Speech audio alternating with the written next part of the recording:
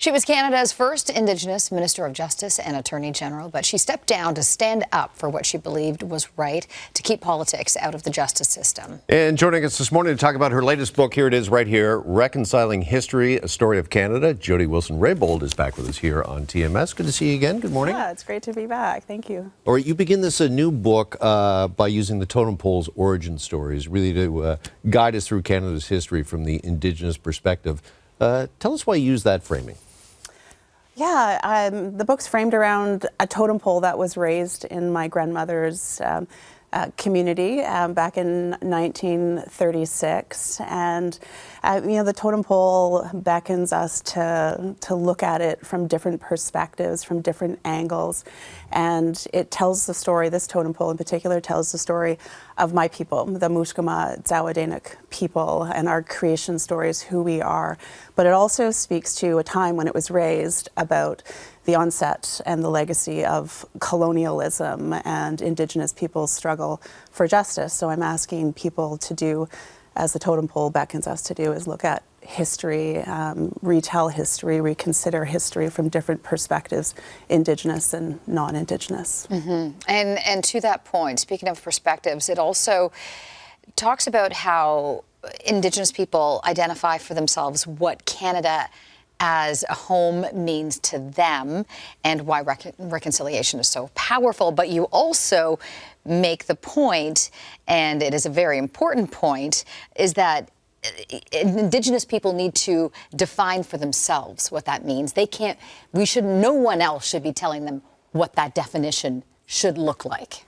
Yeah, I mean, I co-authored this book with a dear friend of mine, Roshan Donesh, and what we sought to do was to write the book in a manner that is an oral history. So tell the story of Canada from different perspectives and experiences, including those of Indigenous peoples who have their own realities, their own worldviews, and their own histories. To ask Canadians to reconsider our history beyond the predominant way that we've been told our history in schools, but recognizing that there are other stories and ways of looking at our history from different perspectives and different worldviews, and recognizing, as the totem pole has different crests on it, that we're all interconnected and interdependent upon one another.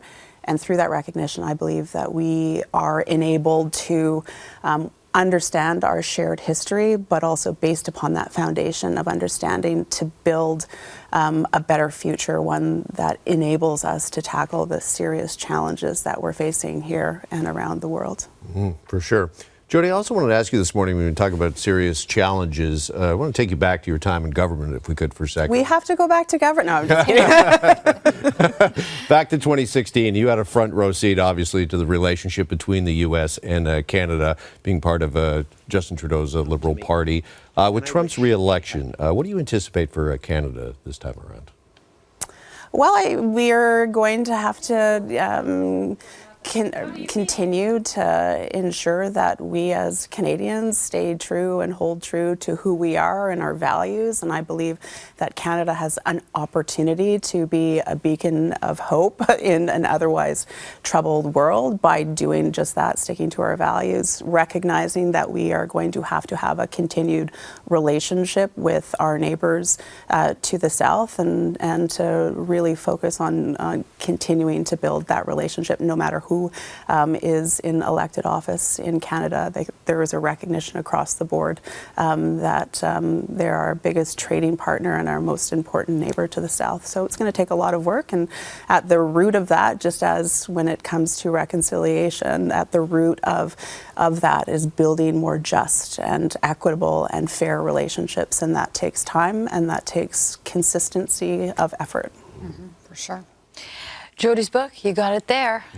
Reconciling History, A Story of Canada, is available to read now. Thank you so much for coming. Thank you for having me.